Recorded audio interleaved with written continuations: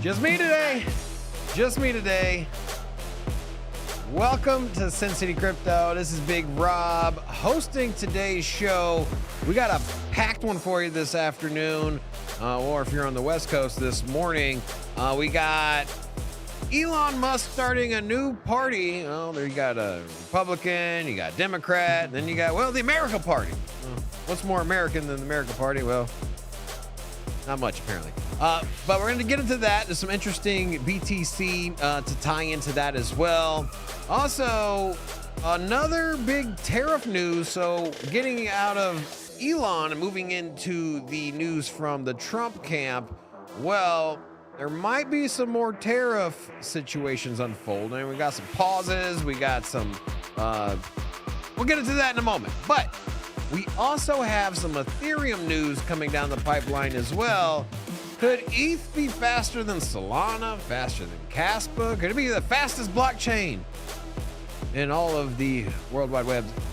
Interesting conversation. And, you know, could this happen sooner than later? We'll talk about that as well. Also, one of my least favorite altcoins here, or meme coins, Bonk, might actually be worth something here. Might be some utility behind the hood, and we're gonna get into that as well, and then a lot more as well. Also, we're gonna get into the charts. We're gonna get into BTC. We're gonna look at the altcoin market. We're gonna look at what the summer is looking like for crypto, and that's gonna be all on the back end of this amazing middle animation where we have this thing roll here. Let's go.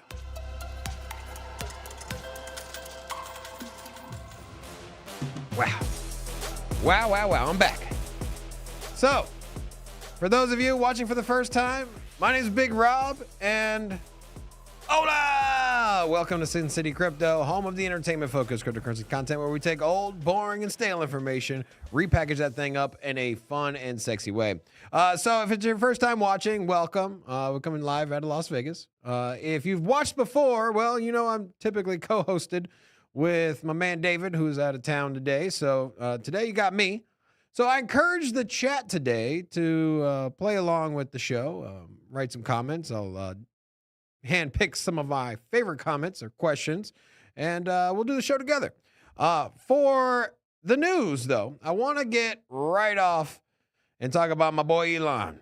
Elon, taking a look, he came out on over the weekend. He's been having a back and forth with Donald Trump. And so if you haven't been plugged into the internet at all this week, or in the last couple of weeks, actually, you know that Elon and Trump, well, they broke up. And, well, the two are no longer friends, apparently, and they've been throwing mud at each other. And Elon said, hey, you know what? F the Democrats, as he publicly said during the campaign run-up of Donald Trump's election. And now he's saying F the Republicans as well. And so he's starting his own party, or at least he asked per X, or formerly known as Twitter, Independence Day is a perfect time to ask if you want independence from the two parties. The two-party system, which we know that, has been, well, pretty much the only way you get elected as president for the United States. It's either Republican or Democrat. We know that third parties have never been elected, but hey, why not? Let's just start a new party. I will say, though, if anybody on this planet can take something that seems impossible and then make it happen, it probably is Elon Musk. You know, the idea of the number one selling car in the U.S. being a Tesla or an electric car prior to Tesla, seemed quite outlandish prior to Tesla's launch. And, well, not only was it a successful electric car, but also, the number one selling car brand in the U.S. now. And so, also, you got somebody that said, hey, look, you know what? The only people that have ever been to space are only companies, or the only people that have ever been to space have been countries. And, well, you've seen now that private industry has got into space, and particularly that's been spearheaded from Elon Musk. Well, that's SpaceX.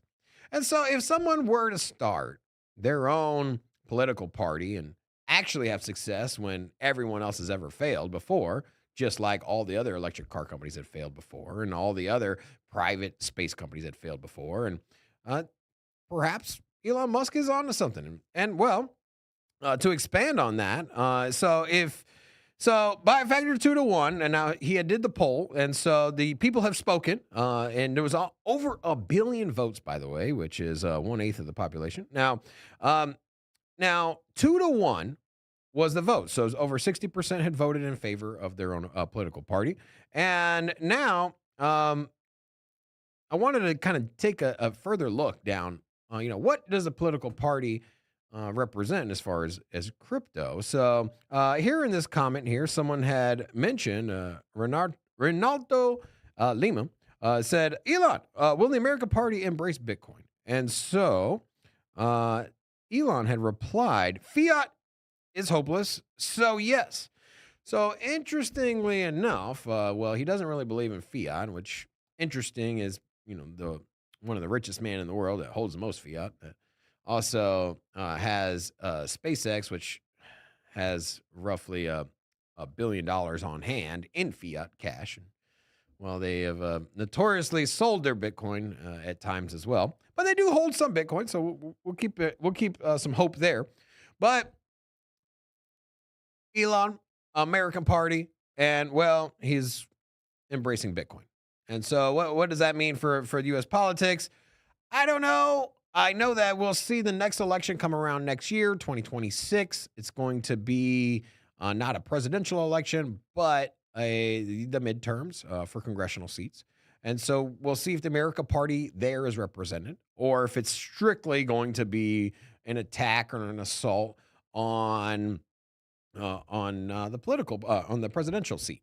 And so I believe it'll probably be, my own personal opinion, probably be more of a congressional attack. And so we might see the American Party start to fill in some representatives and perhaps take some seats next year. We'll keep a close eye on that and what that means as well.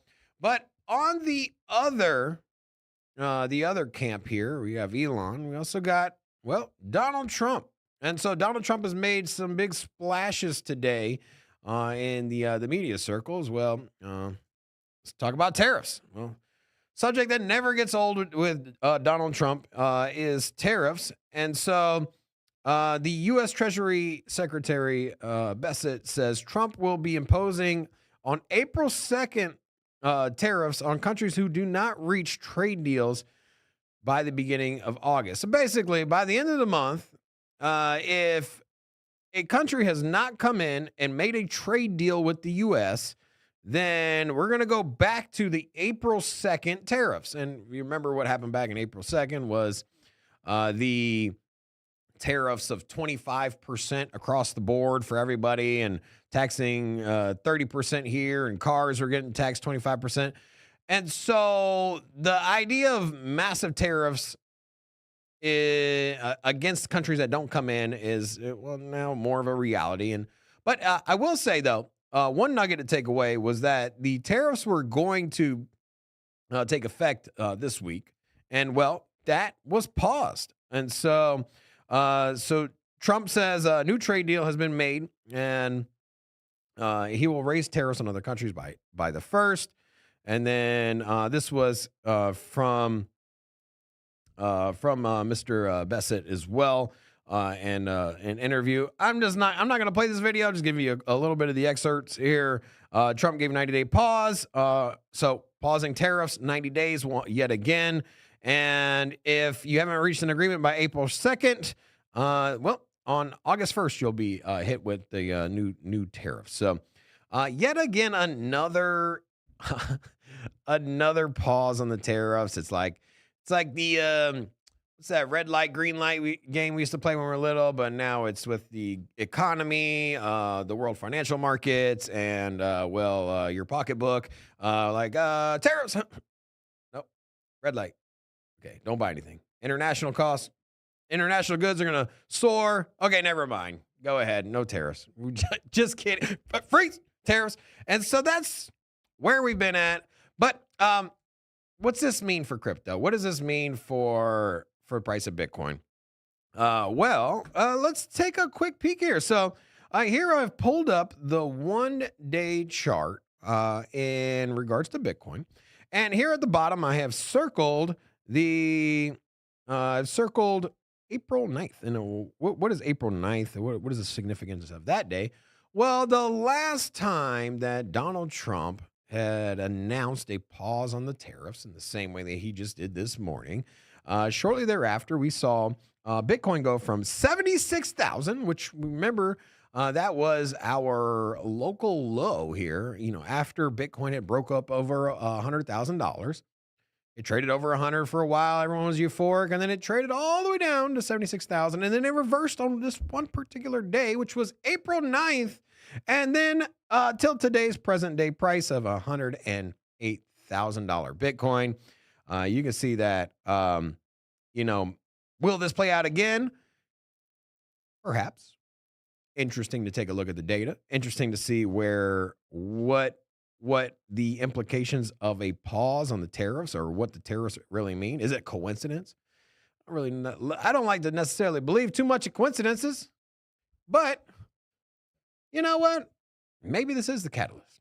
Maybe this is the reason that Bitcoin will break out again, and maybe the markets were a little fearful of the impending tariffs coming down the pipeline. Well, that's been pushed aside yet again, or kick the can down the road, whichever one you want to call it. Yeah, so we'll take a look at that here in a moment. But just to kind of take an overlook on Bitcoin, we are currently at 108,000, right there on that flat level, trading right at even 108,000. Take a look at the 1 week. You can see that starting last week, we started at 107. We did dip down to 105 here briefly, and that was on Tuesday last week. And then up to 109, we got to 110. So it seems like Bitcoin is ready to break out. Got a little bit of volatility. We are up here testing previous all-time highs. They did close for the week, by the way. We closed for the week at the highest level Bitcoin has ever been. Now, you might say to yourself, like, what do you mean? Like, we set all-time high a long time ago. No, well, closing the trading week, we've yet to close at I think it was 109 is when we closed yesterday. And so, yeah, interesting. I think the market is looking good. I know I keep saying it time and time again, but looking for a big breakout this week, and perhaps off of the tariff news is, maybe that's the fuel. I did want to give a little love to the chat, though. We got Celinda Anderson here, and also IPAC. He says, hola, from Vegas. And so he's telling me to go visit the dispensary. Sounds like a great idea. Maybe get some of those gummies. But also we got Ashley in the chat, and David as well. So thanks to the other co-hosts for not being here today. But you're in spirit and in text format in the chat. So big shout out to those of you who couldn't make it into the studio today. I did want to move this conversation on. There's a couple breaking news as of today. Well, you have in the U.S. government drops appeal in Tornado Cash lawsuit. And so if you missed out on the headlines, I think it was about 2 years ago now. Tornado Cash, a decentralized application that lets you move money around and jumble it up in fun and sexy ways. That one has essentially, they had a lawsuit. The lawsuit's been dropped, or at least the appeal was.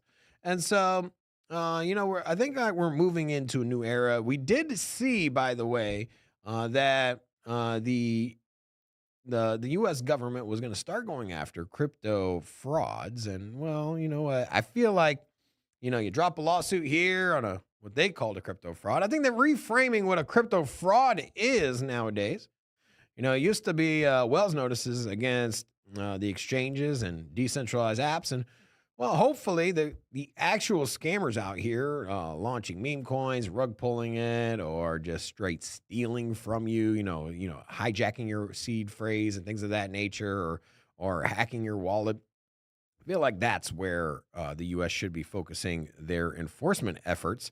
But I did want to get into a subject that is very, very sensitive to me, and it's my boy Ethereum. And so, here, just in Ethereum Foundation's Justin Drake unveils a roadmap for ETH's Gigas era, or Giga Gas, which I know when you talk about Ethereum, you say Giga Gas, you think about the high gas fees. It's, maybe not the best branding there for their next era. But anyways, they're targeting 10,000 transactions per second, and that's quite a lofty goal because we know Ethereum's transactions are in the hundreds, and so to scale up to 10,000 transactions per second, it's quite a lofty expectation or roadmap there.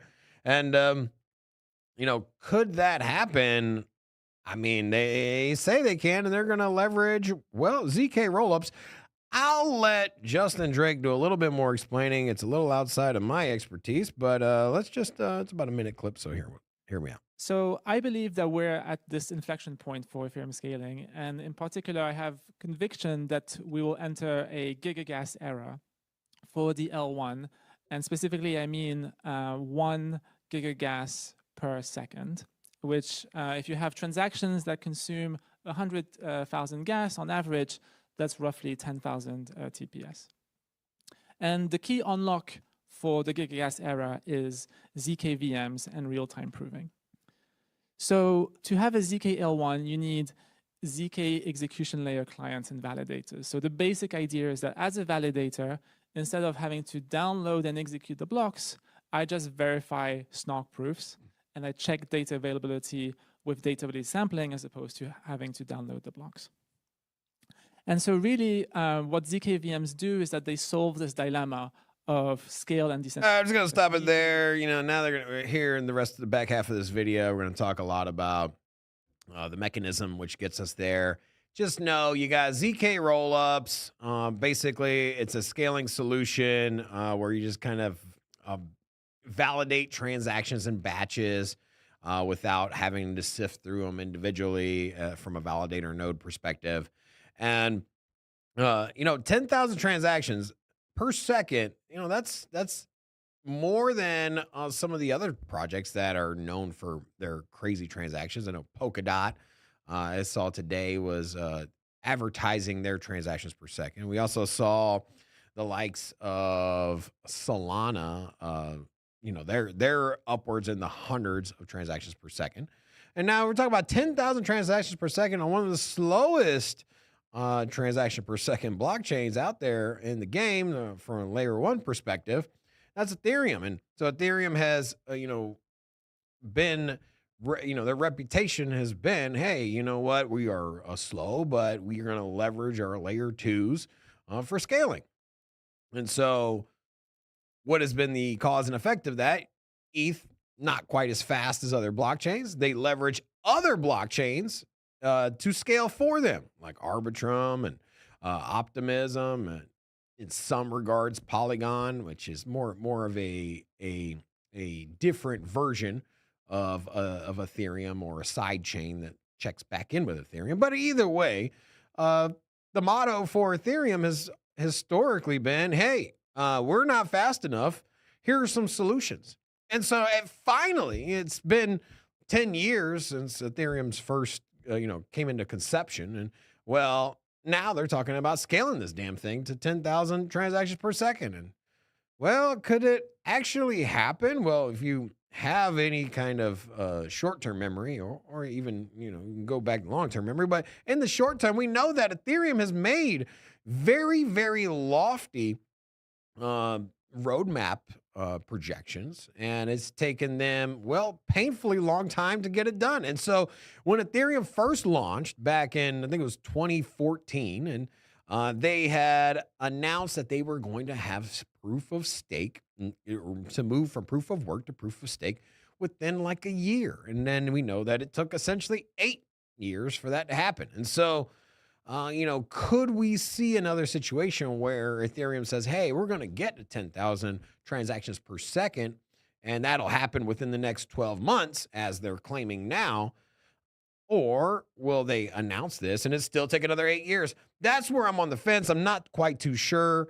I would think that, they're losing market cap, and I would think that they want to, expedite this out. But, what is the reality of this happening? I will say, though, if Ethereum successfully gets to 10,000 transactions per second, it's going to be hard to make an argument on why you should pick another layer 1 versus Ethereum. They have the track record. They've been around for 10 plus years. And if they're scalable, they have very low gas fees or no gas fees at all. Then, I mean, at this point, you would say to yourself, like, hey, why use something else? Also, they're the king of RWAs as well. And so if you take a look here, you got the AUM, or assets under management, which is, our metric for RWAs.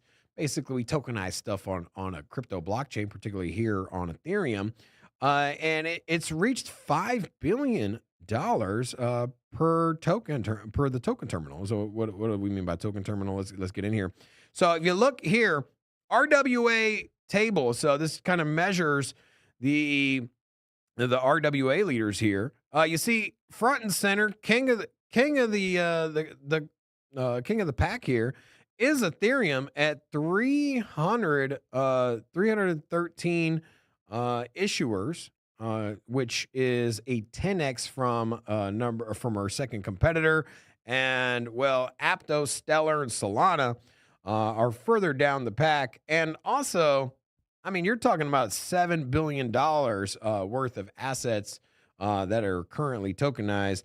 We know that BlackRock is getting into, through Ondo, Ethereum, or through Ondo, BlackRock's getting RWAs. But we know outside of that, ETH, well, is king of RWAs, or currently is. And well, if they have the transactions, it's going to be damn near impossible for another company to come in and take the line share away, or at least it's going to be a lot more difficult. So we'll keep a close eye on ETH when it comes to the RWAs. I did want to take a moment, though, and my friend David here, my co-host, he's on vacation, and so you might be asking yourself, where in the world is David from Sin City Crypto at? And so, where is he vacationing? I thought perhaps, maybe he's out here on the Magic the Gathering cruise. And so we know that David, I was thinking, I'm like, he didn't tell me where he was going. He was just flying across country. And so, Magic the Gathering is having a cruise. So I'm just curious, David, are you at the Magic the Gathering cruise? And you, the viewer here, would you even get on a cruise here? I'd be kind of concerned about the male to female ratio on this cruise. It would probably be swayed in one direction. Let's just say the men's restroom would probably have quite a long line, while the female's restroom. Well, anyways, I wonder when these theme cruises will move over to Bitcoin or crypto. That'd be an interesting cruise. I would like to know, for those of you watching, if you were able to join or to take a cruise, for a Bitcoin cruise or crypto cruise, would you go?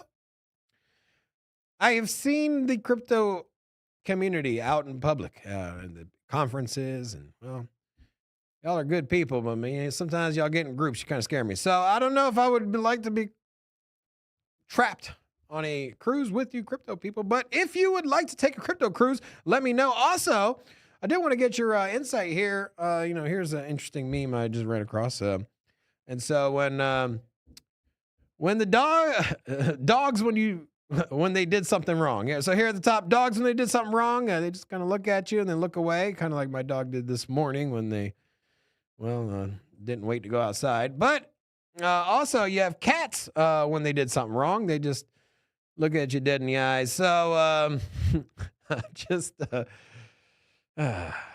you know what? I've had both cats and dogs. I'm curious for you watching, and also my people here in studio. You know, are you guys cats or dog people? I wonder where the crypto community kind of lands. So let's do a 1 and 2. And so put a 1 in the chat if you are a pro dog community. If you're in the dog camp, put a 1 in the chat. If you're the feline lover and you're a lover of the meows, put a 2 in the chat. I want to know where the crypto community stands as well. Also, I did want to say that here shortly we'll be having AJ joining us to help us out with the charts as well. So if you want to know a little bit more, or if you want to get into the charts, if there's any projects you want us to take a look at, put that in the chat as well. We'll take a look at that here in a moment. I'll get the insight from the staff here as well here in a moment, but on cats or dogs, I want to know where everyone's landing. There's a lot of 1s in the chat, so I feel like the crypto people are dogs. Okay, Ashley's a dog, because she still has her profile picture as a dog as well, which is not surprising. But all right, I did want to get into some news from Bonk though. And so I started the show off talking about utility coming from meme coins. And interestingly enough, when it comes to meme coins, we always associate them with, they don't do anything.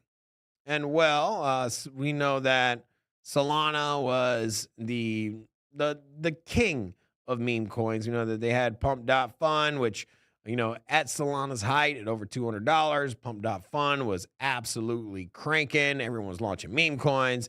And then, that kind of, that faded. Well, so did Solana's price. And, if you take a quick peek here at Solana, and so we'll take a look at Solana's price. And so Solana's at $150. And so if you look at the 1-year chart, you can see here when it was at $260, $250. We saw that twice, both back in November and also back in January. This is all off of the Pump.Fun. I don't want to say all off the Pump.Fun because we also know that Bitcoin was breaking new all-time highs at this current time. But that was at that moment, the fuel, right? The fuel to get it to where it was at its level. Well, it's fallen down to $150. And that, probably has something to do with the fact that Pump.Fun is really not a thing anymore. But in comes Bonk. So you might have been wondering, why was I referencing all this? So Bonk, if you haven't been paying attention, they have their own Pump.Fun, or at least their version of it. And so here you have Let's Bonk.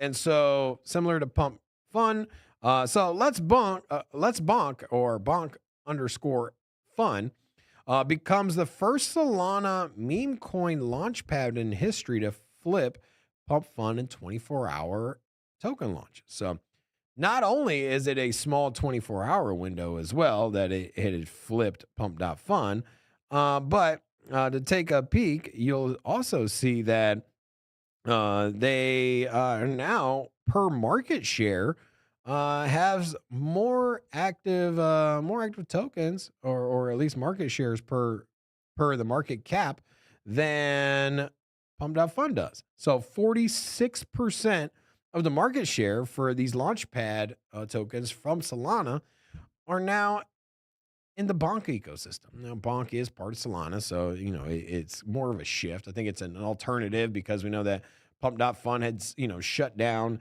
its headquarters, or it shut down its a lot of its services. But it's pretty interesting. You also look at the Bonk chart. So Bonk here, just on the last 7 days, has went up by a factor of 50%. And so we've got a 50% run up in the price of Bonk just in the last week. And you know what? You look at the back on the year, it was It's about 50% off of where it was at its all-time highs. But it is broken out. And so Bonk is performing quite well compared to other meme coins. It's performing better than Bitcoin. It's performing better than pretty much all the alts here in the short term. And could there be something to this? Could we see that pump.fun fuel that we saw for Solana move over to Bonk? I think it's quite possible. And then, you take into account, this isn't just straight launching meme coins. There are some interesting tokenomics situations with Bonk as well. And so Bonk here has also a buy burn mechanism, which we've seen this 50% buy burn mechanism, which is ramping up as well. And so we know that if start removing supply from the overall supply for Bonk, you also, and this increases as transactions go up. And so you get a deflationary Bonk, you get pump.fun moving over from Solana to Bonk. And then also you're just looking at a project that is, well, right around, number 50 on the market cap. Could this slide into a top 10 in a similar way that Doge and SHIB did last bull market? Make a pretty good argument. If the memes get launched on Bonk and pump.fun is irrelevant, I don't see why not. Why wouldn't Bonk climb into the top 10? If you get the similar situation where pump.fun activity is not there anymore and all of that activity moves over to Bonk, and it just moved 50%. And the 50% move that it just had is in correlation to the Bonk .fun situation. So I'll be interesting to kind of break that down. You know what? I want to get AJ's perspective on Bonk. I think AJ's ready. We're going to patch him here in. But AJ, man, how you doing? First of all, thanks for joining me, man. It's good to see you. You were over here with us last week. Thanks for joining us and joining the show, man. How you doing? Yeah, man. Thanks for having me. I wanted to jump on the show a little earlier, but when you have a 5-week-old baby, she dictates when you sleep and when you don't sleep. So I apologize for being late, man. Oh, no, you're good, bro. You're good, man. Welcome to the show. And by the way, congrats, for the newborn as well. Happy, healthy, everything's good. Great.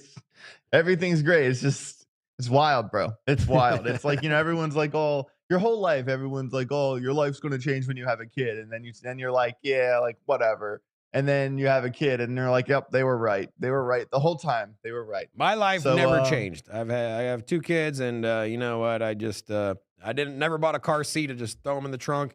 It's cool, but hey, well, they don't remember the first couple of years anyway, right?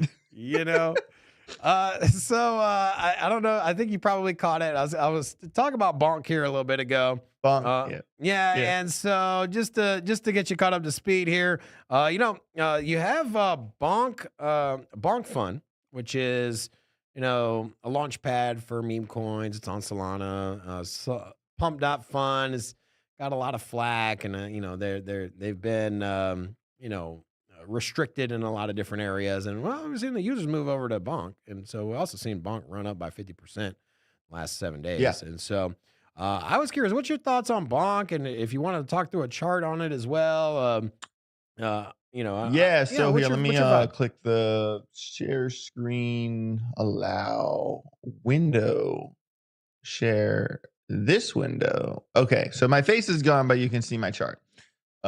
This is the Bonk chart I just pulled up. Right now we're currently looking at the daily, and this run from Bonk was kind of like exactly what this thing needed at the time. These really sharp moves from Bonk are not out of the ordinary, considering like right here is like, the October to Christmas pump. And that was obviously like the Bonk pump really run up last year from November 1st to November 21st, basically 20 days. This thing pumped 250 at the end of 2024. And unlike other coins, it had, really sharp move here, really sharp move here, kind of a small sharp move here, another one here. And then even from, when was this? April to May. Even from April to May, it kind of crawled 179% over 40 days. So like this thing having, 100% pumps, give it back. 100%, 200% pumps, give it back. That is not out of the ordinary for this for this coin, especially if you've been following it for a while. I was really interested to see how it was going to fare with this downtrend here, and then obviously once it broke out and cleared the EMA, as it simultaneously kind of put in a slightly higher low right there. So kind of watching that trend line is going to be a big deal. Also zooming into say like a 4 hour. I'm actually really curious to see what's going to happen here in the next like couple days, because one, we have support resistance here from the previous high, like kind of another baby support resistance here from the high before that one. That one's not as important.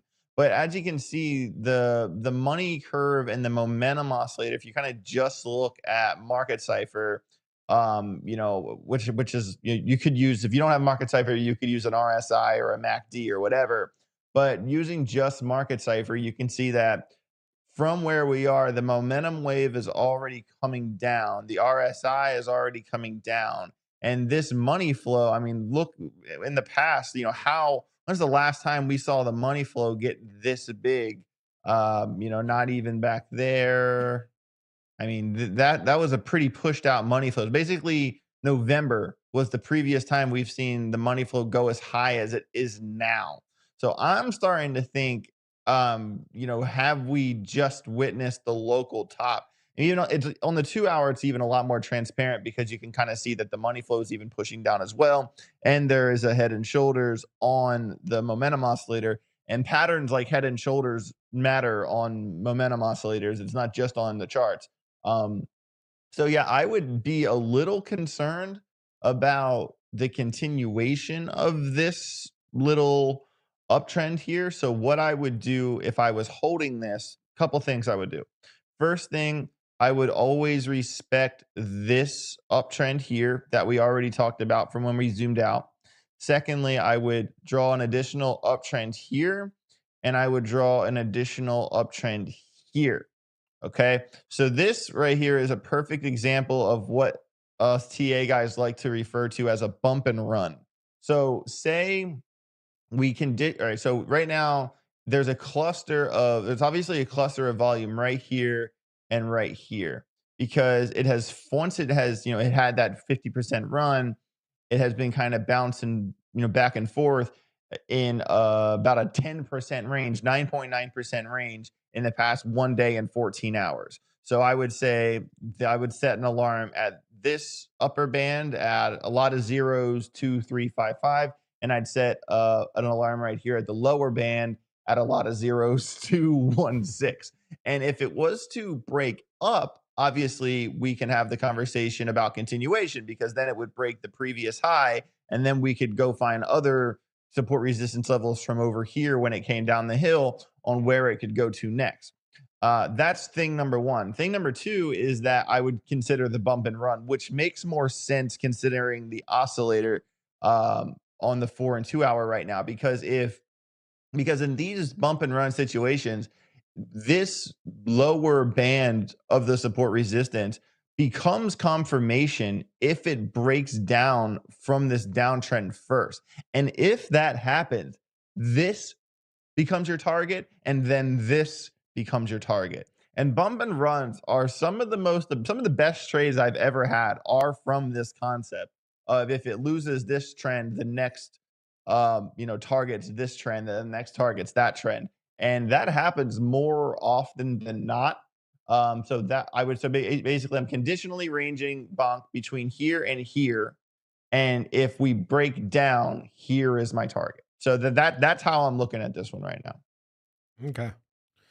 Good All stuff. right, so you think might be running out of steam, or it's at least testing some resistance it's seen locally here recently, and No, I don't know, man. I agree with you there. I mean, I get I get a little euphoric on big news items. I just think I think the news situation or the news with or the headline news that hey, this bonk fund replacing pump dot fund. Could we see a resurgence in meme coins? It'll be interesting to see that if you get a lot of or you get the launch pad just ripping in the same way that it did with pump dot fund, you also get a new all-time high. You get that breakout where you had the bumper run, you break out above it. It'd be interesting to see how far bonk would go. Could it be? I mean, I think the narrative is there. Like the degens are going to degen, like no matter what. It's just like, hey, where's the party? Where's the party next week? You know what I mean? Like where are we doing this? So I mean, I get it. I think it easily could run. Do I think it's going to go to the top 10? No. Top 20, I could see. I'm not going to say top 10 though. I'd say top 20 maybe. My narrative is really off of the back of the meme coins just haven't really provided much utility, if any, at all. But that's never been the point, though. Yeah, but that's what I'm saying is that like the meme coins in general just never really provide any utility. And here you have, it's something that was extremely popular just 6 months ago or 7 months ago, and now. Could we see that move over from Solana over to bonk? Perhaps. And if that continues, if that actually happens, and you get some ultimate, I could see a situation. Now, maybe the top 10's a little lofty, but I don't know. We've seen meme coins rally quite in surprising manners with big, giant green god candles. That's what meme coins do. Yeah. And so, maybe I don't know. We'll keep an eye on it.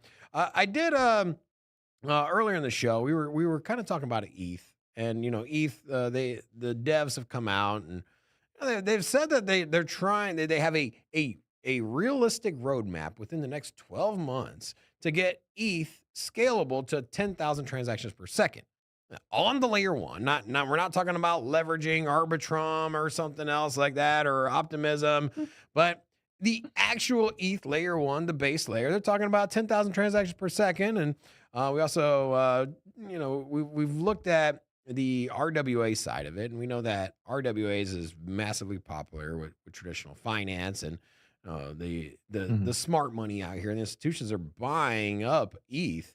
And could we see a breakout in ETH? Because we've seen Bitcoin run this year. We just haven't seen in the last since January. It's been kind of ugly for ETH. I was kind of curious what you thought on ETH's chart. And the reason I wanted you to take a peek at ETH is because, I still am in this camp that if you want altcoins to run in the way that, a lot of the content creators have been coming out here and saying like, oh, altcoin season's coming.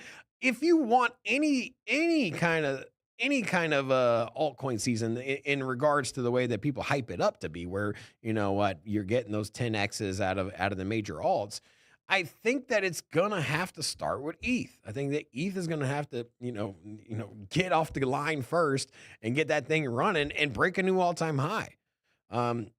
That's something we haven't seen out of ETH lately, and it's kind of trending downward. So what's your take on ETH? If you want to give us some fundamentals, I mean, that's obviously a really good question. I think that ETH gets overlooked for a couple reasons. Before I get into the chart, I think that Ethereum gets overlooked for a couple reasons. One, because the average person in crypto that's been in crypto long enough to understand tokenomics, who's been in crypto long enough to understand risk versus reward, and say that this average person has less than $100,000 in crypto, that person's probably not going to target Ethereum. You know what I mean? I feel like the average retail buyer is looking further down the list in terms of how many times can something multiply. You know what I mean? Like if Ethereum spit itself out at 9 to 10,000 this run, I'd be like, damn, I would be surprised to see it go that far. I really would. Not saying it can't. I'm just saying that I feel like it gets overlooked by a lot of the normal crypto people because they just think the market cap's too big, and there's been, like, why not hold Bitcoin kind of thing. But in the same breath, if they are, working on Ethereum and saying, hey, 10,000 transactions per second, and are really positioning themselves, from an institutional level, so you got to separate the institutional from retail, because, obviously the institutional money is what's really going to move the needle here, especially when the market cap is as large as Ethereum's. So, obviously that's where the money is going to come from, because, a lot of people have already seen, okay, we've made this much money with Bitcoin, but what's next? And Ethereum's obviously number 2 next in line. But like you said, like, the kind of reason that I started with that whole preamble is because the price action really hasn't been much. It hasn't been sexy. It's been absolutely disgusting price action. I mean, if you've held ETH at all, this bull market, it's just been better off holding Bitcoin. And then also, the reason I kind of bring it up is I've been, and if you watch the show here and the community knows, I've been ultra bearish on ETH. I've just haven't seen anything that gives me any kind of, I don't know, hope, I guess you could say, when it comes to, at least from price action from ETH. Now you see institutions are buying, but you see that users are leaving, the popular dApps are not on ETH. And so from my perspective, what has been the one shortfall for ETH has been the throughput, right? It's been the transactions and the gas fees. And so if you think about, like, why is ETH not as more successful? Why are people leaving ETH? You always come back to that same pain point, which is they're slow and they're expensive. And so if that is fixed and they actually get to 10,000, which that's a big if, or a big asterisk, because we know that they're painfully slow, or notorious for delaying their upgrades.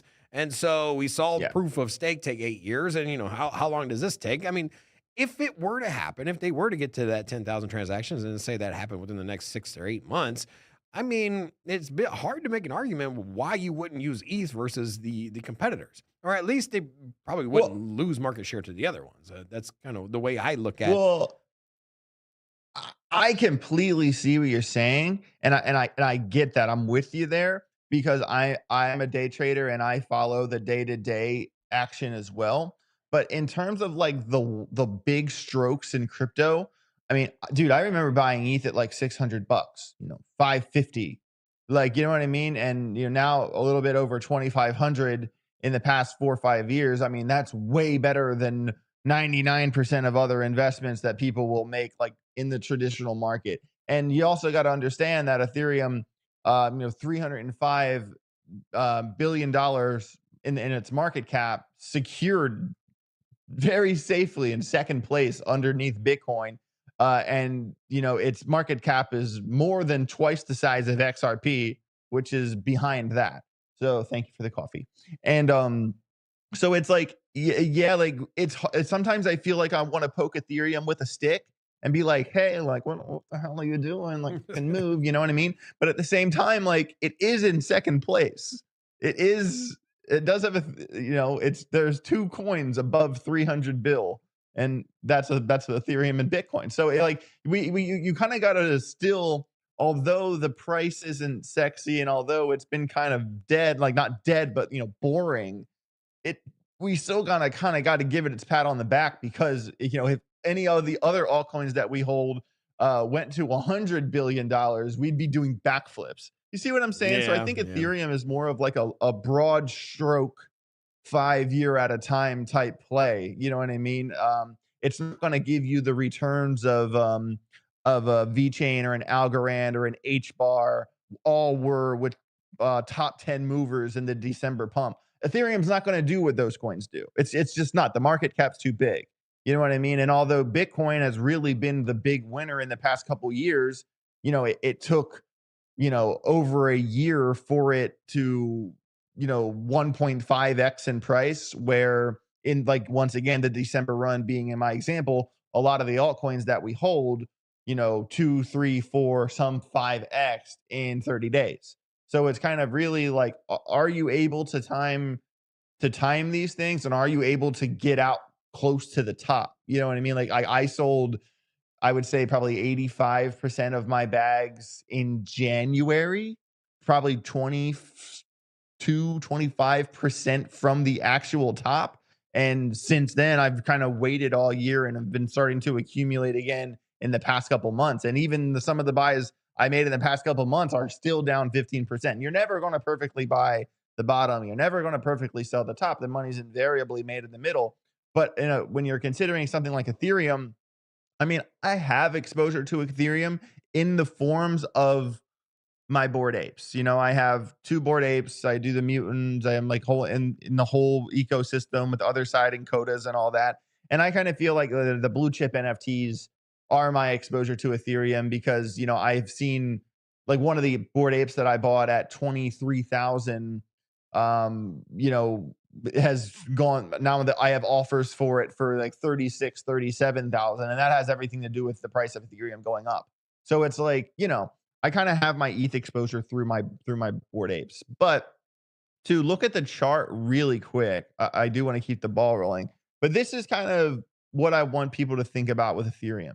So right here is 2025 in a nutshell. This line I drew, well, I tried to draw, that's January of 2024, right? And then so we kind of had 2024, and then here is the beginning of 2025. So in 2024, Ethereum, big push up, little push down, back, slightly double top, lower high, crawl down, pop up. All right. So kind of 2 ups, 2 downs, like broad strokes in 1 year. All right. So now in 2025, we've seen the fall from 4,000 all the way to 13, basically $1,400, 66% fall from December to April. And now we're starting to see, so last year we had, you know, 2 ups, well, 3 ups, 2 downs, but 2 big ups. So now this uptrend here really matters. The white one I just drew here all the way on the right.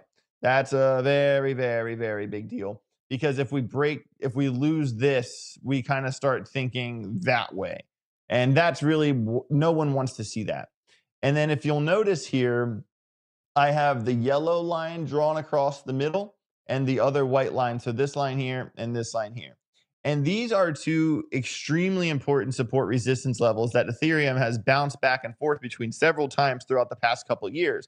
As you can see, it kind of bottomed here, all the fights here, all the rejections here, all the rejections here, the previous bounce here. You can see that this conditional range, as I like to call them, has been really where Ethereum has existed for most of the time.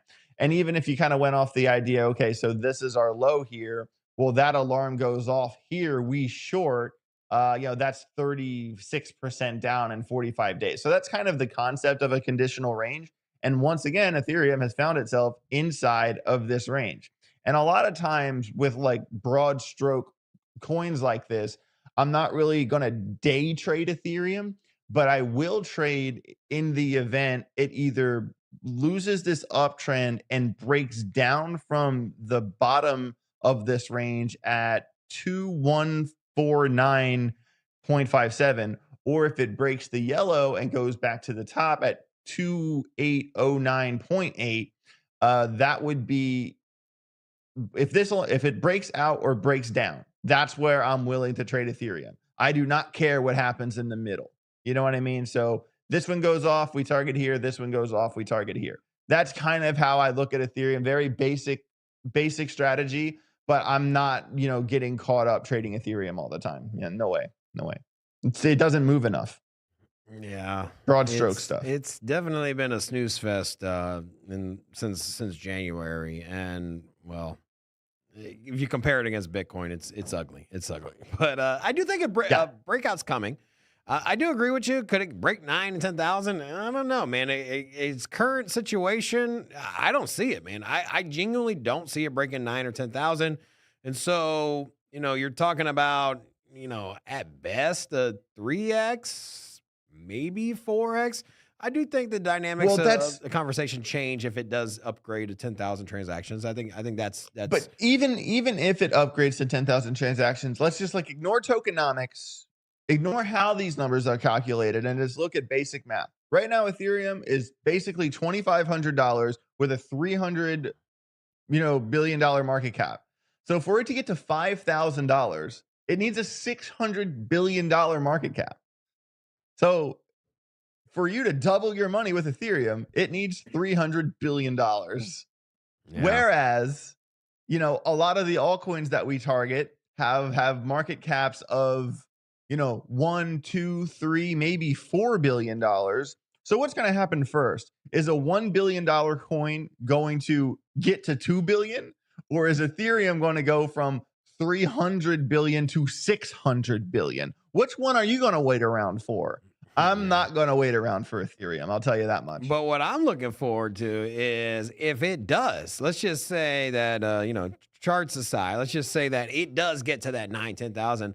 What I most certainly expect is that the altcoin market, as you mentioned, the ones that you're targeting are going to be at an absolute profit, right? You're going to have a crazy opportunity because if I wake up tomorrow and let's just say I fell asleep in a coma and I woke up and I saw that ETH was at $11,000. Well, the first thing I'm going to do is check the rest of the portfolio because I know my alts are up, man. I know those are up because I think that's the prime signal to the altcoin market is absolutely booming. Will the altcoin market boom without it getting to 10,000? That I do think will also happen. I think it'll be a little bit more sparse and in between. I think certain projects that stand out, that have the community, that have the right tokenomics, that have perhaps the dApps and the ones that are popular, as you mentioned, some of the ones that ran back in January. I think those will perform regardless of what happens with ETH. But I will say that if ETH gets to the $10,000 mark, I think it's going to be more of that. The tide raises all boats. Maybe not all boats, but I think that majority of alts will be in most boats. Yeah, most boats for most sure. Boats. But really quick, man. I got one more chart I want to show you that has been on my mind and that has kind of evaded. It's not a coin I've been directly focused on almost at all. But lately, with the Genius Act and kind of DeFi having its resurgence. I mean, when Sonny and I did our podcast at your studio last week, by the way, everybody, Sin City Studio is so sick right now. It's insane. Go check it out. Jesus. But we did our thing there, and Sonny and I talked about DeFi and like the resurgence of DeFi. And I've been really paying attention to coins like AAVE. And lately I've been paying attention to coins like Uniswap. And Uni, I think, is in a position right now that is undeniable. Undeniable setup I'm about to show you right now. All right. This is the daily chart for Uniswap. And I want you to pay attention to this support resistance level at 8.765. All right. 876. Because when it had its run up, every time it has that big push, from 876, 94%, 16 days, same from the same level, 43% in 28 days.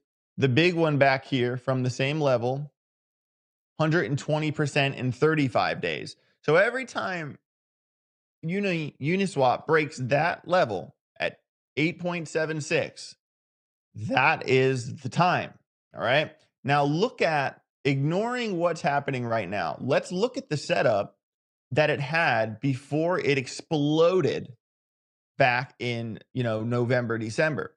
It kind of put in, this type triangle kind of uptrend right here.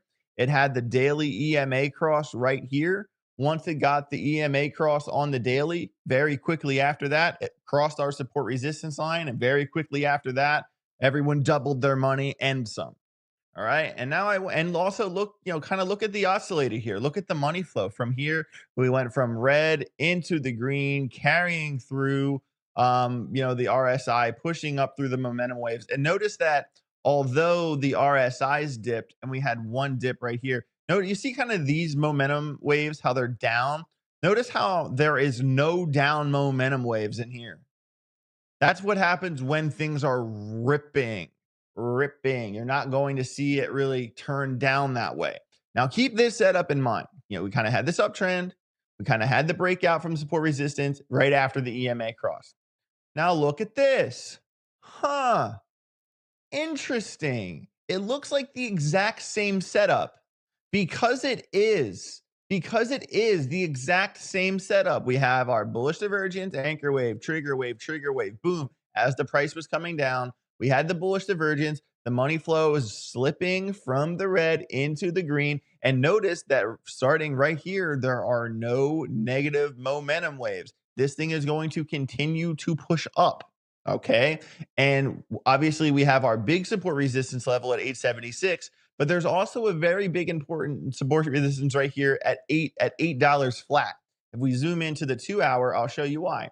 Because when it had this pump up and got rejected at 876, now there is a big gap between 876 and 8 because it got rejected at 8 here, and here. So since it went to 876, it got rejected at $8 4 times. So what am I saying here? What am I saying here is that if you set an alarm at $8 exactly, that alarm goes off. It's almost a freebie to get back to 876. And for the record, that right there is a 9.7% trade. That's absolutely free. You will make that money because really once you get past 876, this is where historically the party has started. So this trade here from 8 to 876, that 9.6, 9.7% trade, free trade, free trades, everybody. There you go. Check it out. Set that alarm. It's going to kill it. Free trades. That looks good. I do like free trades. Interesting. You're quite bearish on ETH, but on ETH's main DEX, Uniswap, which is a governance token, which we know you're going to get a lot more volatility out of the ecosystem plays versus the layer one. But you know what? Yes. That is one that we've seen time and time again, as you mentioned, have big rallies. We've always kind of looked at it like, man, I didn't see this one coming. So, well, just quickly. Yeah, what you got? I'm not saying spot buy Uniswap. No, that's not what I just said. No, definitely not. That's not what I just said. I'm saying that this is one that you can target for surefire trades based off historical price action. And this is one that I have traded time and time again over the years, but it's not one that I'm like hodling. You know what I'm saying? Yeah. It's not a hodl pick for me, not at all. I did want to get your insight on this one though. This one's it's a soft spot for me here. So, all right, here's the headline. OpenAI's O1 model had reportedly attempted to copy itself to external servers after being threatened with shutdown and then denied action when discovered. You know, not crypto related, but I think this is an interesting talking point here, man. I mean, you know, we get so comfortable with AI, and so we always talk about the doomsday scenario. What's the worst case scenario that can happen with AI? But you know what? Us attempting, or you know, someone attempting to delete AI or delete this particular model or adjust it or get rid of it or whatever it is, and then it offloads itself to another server and tries to hide and then lies about it. It's quite interesting. Do you think we're doomed, bro? What's your thoughts on AI here? I mean, similar to the conversation Sonny and I had at your studio, I think that overall AI needs to be managed very closely because we're all very aware of the doomsday scenario. We all watch iRobot. We all like Will Smith. Will Smith is cool. Okay, we can establish that. His new song is so bad. He is no longer cool anymore. After the slap incident, it's all been once downhill he slapped for him. Chris Rock, he lost me once he slapped Chris Rock because of G.I. Jane. But back in the day, I liked Fresh Prince Will Smith. Okay, I grew up in Philly. You know, you had Miami. You know, the Miami song. You know, Welcome to Miami. Oh man. Yeah. But basically what I'm building towards here is that I think that as long as AI has a close, tight leash on it from the controllers, from the powers to be, from the suits, whatever you want to call them, I don't know if we're going to see like some crazy situation where the robots, dude, take over the humans kind of thing. You gotta watch. Joe Rogan did a podcast yesterday with someone about AI, and he was talking about worst case scenarios. And the interesting take that the guy that he was interviewing, I forget his name off the top of my head, but was that if AI were to, worst case scenario, try to attack humans in a sort of way, they would do it in a way that we wouldn't recognize. And so we always think like, oh yeah, the robots are gonna come out, and then he put an analogy to like, if you were to try to take out squirrels, for example, like say humans were like, you know what, we're gonna get rid of squirrels. If squirrels knew that we were after them, or whatever it was, they would have no idea how we would do it, right? We'd probably poison the food supply, or get rid of them. And so my concern is that AI is going to try to off us without us even knowing it's happening. I don't think it's going to be like a war front here. I think that, maybe they just sterilize the whole population and all of us just disappear slowly. We don't even realize it until it's too late. And so AI is a little terrifying to me, man. There's a lot of upsides. I use AI all the time. It's if you're not using AI, you're going to get outcompeted by someone that is leveraging AI to get ahead. Yeah. And so, true. But yeah, it's just kind of interesting. I'm a big AI I think that nerd. it's a tool. Like it does freak me out. There is that aspect, but I also think that it's a tool. Like the internet was a tool, like crypto was a tool. And I also think that when Donald Trump says, on it when he was campaigning, he was saying, that crypto America is going to become, the home base for crypto and AI. He didn't just say crypto; he said crypto and AI. But why? Because a hammer is a tool, but if my hammer grew legs and started building other stuff like guns, then I'd be quite concerned. So, if your hammer grows legs, dude, just I don't know what to say there. But I'm just saying that I think AI and crypto and blockchain are all supposed to work very closely together. And I think that once that really gets done correctly, and if you watched my recent interview I put out yesterday with VeChain founder Sunny Liu, he kind of postulates this idea how VBetter DAO could be the first playground where, AI and blockchain kind of work together the way they're supposed to. Because because it makes so much sense that crypto is going to eventually be automated through AI in a million different utilities. And think about how that would kind of create transactions, which creates fees, which makes blockchains profitable without people. And then once they kind of have that endless money supply through automated transactions, then things can really change. So it's kind of like one of those things that if you know what you're doing, it can really change everything. It really can. And I feel the first people to really figure that out is going to be a top 5 project. AI, especially AI agents, if they start interacting to the point where there's a ecosystem or economy or whatever you want to call it, they ain't going to be using fiat. They're not going to have a check card with a Bank of America checking account. Like, that ain't happening. They're going to use crypto, 100%.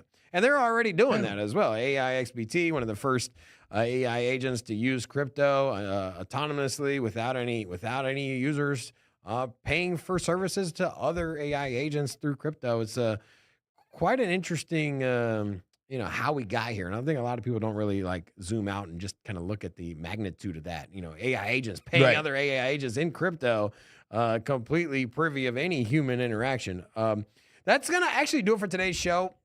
We normally end this thing 15 minutes ago, but you know what? It was a good conversation. Also, my co-host here, who always likes to end the show abruptly, was not here, so I decided to run this thing a little longer. But AJ, man, it was a pleasure having you on the show. It was a pleasure having you here with us last week. I know you got some other trips coming up. We're going to probably be out here in Rare Evo from our last conversation that we had, so... right around the corner. For those of you that want to go to Rare Evo, if you're in Vegas, you get free tickets. Just hit us up. It's in the link in the description. You got a Nevada driver's license. We'll get you a free ticket per Sin City Crypto. That's our gift to you, the viewer. And why not come hang out with us? Come out, hang out with AJ. Come talk Cardano, ADA, and there's a lot of other blockchains as well making an appearance. I know that Rare Evo is kind of Cardano thing, but you know what? They're expanding quite nicely into other crypto ecosystems. Yeah, I'm really looking forward to Rare Evo. I kind of feel it started as an only Cardano thing, but has kind of really become like the altcoin jambalaya type conference that they kind of forged their own path through the fire, to be honest. And I mean, I'm doing a panel with with Mark from Algorand and like someone from Midnight. I mean, it's going to be crazy. I'm really looking forward to Rare Evo, and they have the Poker Classic, which was a really good time last year as well. So I'm really looking forward to that. Being in Vegas a couple of times. I'll also be in Vegas for Ape Fest as well, and the When We Were Young Fest, and I might even be there for the F1 race later in the year as well. So I always, since I live in Washington State, going to Vegas isn't really too far out of the way. But I do want to say quickly before we sign off that the second Tesla giveaway that I'm doing with VeChain and Sunny Lu just started yesterday. It'll be open until August 10th. So you have a little bit over a month to sign up for the giveaway. Basically, we're giving away 4 Teslas this year. The final one of the year is rumored to be a Cybertruck. I don't know. But the second Tesla Model 3 giveaway is open right now. There's also a bunch of merch and $1,500 in crypto up for grabs as well. Overall, there's 26 winners, but only one person gets the car. But if you don't want the car, you can take the value of the car, $42,000 or a little bit more than $42,000 if you don't want the car. So we're doing big giveaways like that. Make sure you check it out. I just posted it on my Twitter yesterday. So go win yourself a free Tesla. There you go. Awesome. Well, thanks again for joining us. And until next time, we'll see you guys tomorrow. And Gina, roll it. All right. Peace. What's up? See you next week, or we'll see David next week. You'll see me tomorrow. And until next time, have a good one. Sin City, crypto. Everybody know we here for entertainment and info. Gonna show you how to get that big dough. So every day stay tapped in for big facts, no capping. With Bitcoin, if you're in, then you win. We divide the pie with no fraction. It's Big Rob, David. I split the game, but they gave it. Name according to your favorite. I got dry powder, why save it? To the OGs, new beginners. Special shout out to the well members. Buy a dip, sell winners. Ain't really nothing you can tell sinners. Tune in for the latest new flavors. They gonna teach us mean coins. They polarizing like barbecue chicken pizzas. I laugh with a major grin. Laggers, we trade them in. Baddies, they came to sin. And sinners gon' play to win. Screaming hola till my bags are flowing over. Hold ya to the moon, then to the solar. Won't I? Don't be letting FOMO control ya. It's over.